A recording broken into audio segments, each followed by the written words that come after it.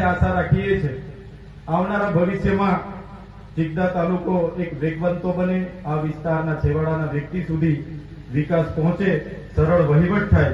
મારી જે ધ્યાન દોરવા જેવી બાબત છે તે પણ કલેક્ટર સાહેબ અને મંત્રી સાહેબને હું ધ્યાન પર મૂકું છું.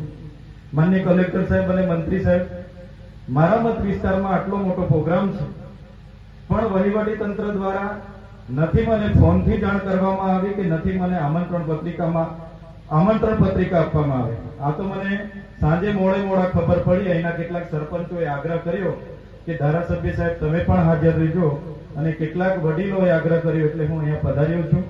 પણ હું સરકારનો પ્રતિનિધિ છું, સ્થાનિક ધારાસભ્ય છું.